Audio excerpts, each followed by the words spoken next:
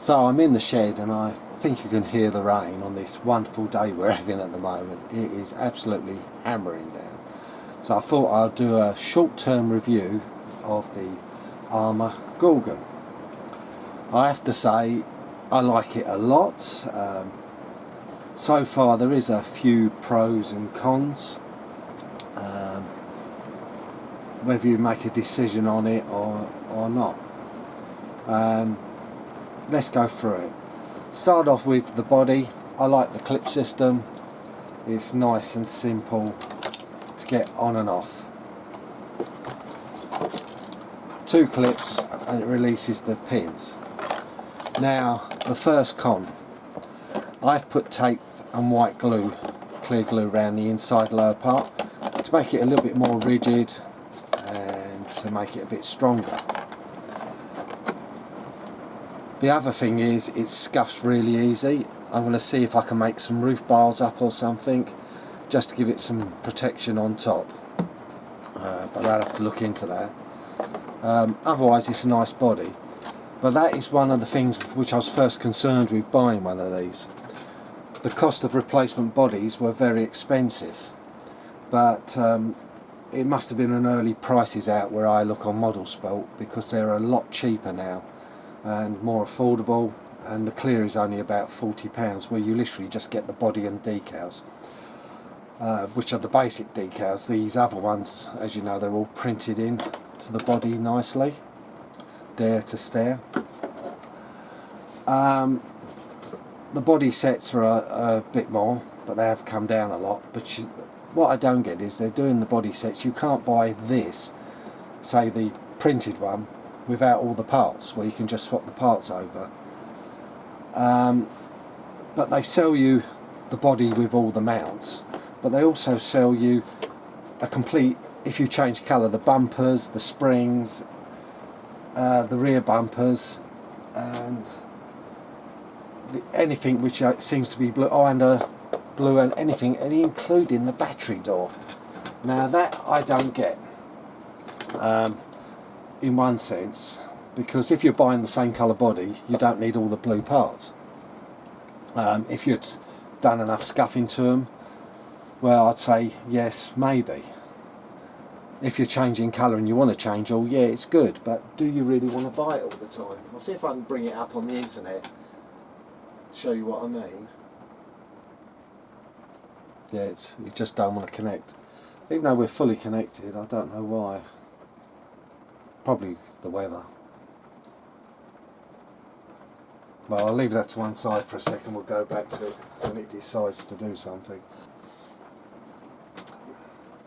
But we'll go back to the body. The steering servo seems pretty good.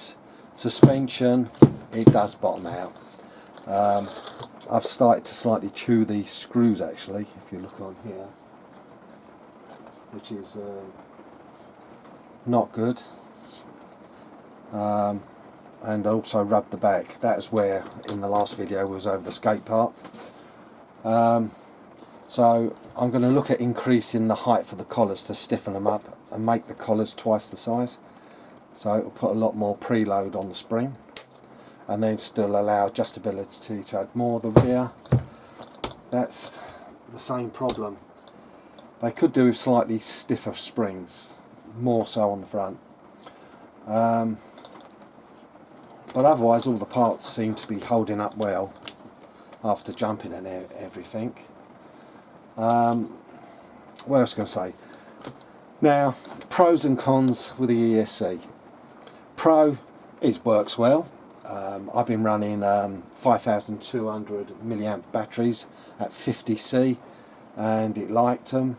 But you do seem to need batteries with long wires, because the way it fits in like that, it's sort of got to go on top of your battery inside. It fits okay, there's plenty of room for the wires up top, there is a height, but you need sort of the wire to run up into here nicely.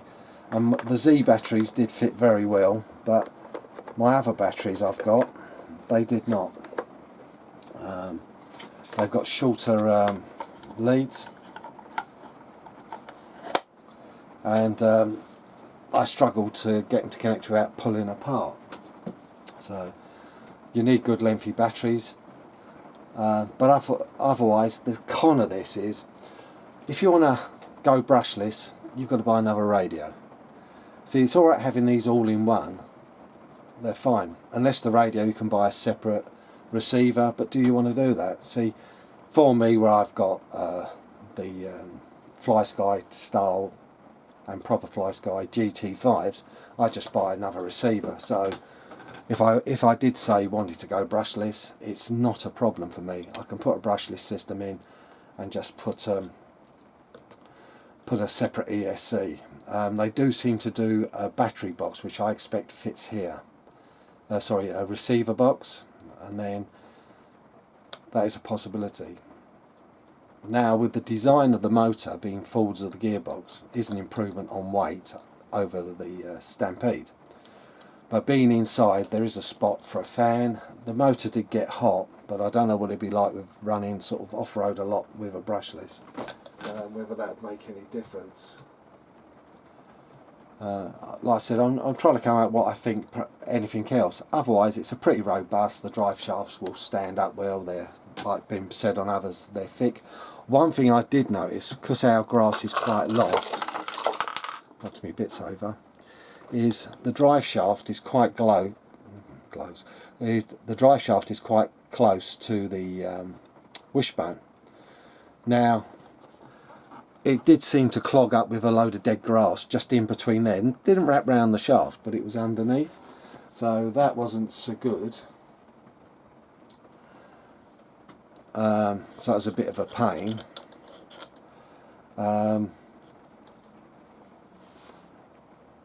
But I cleared it all out and everything, and all I did was brush it off, and I sprayed the hubs from running on the really wet grass to stop any corrosion.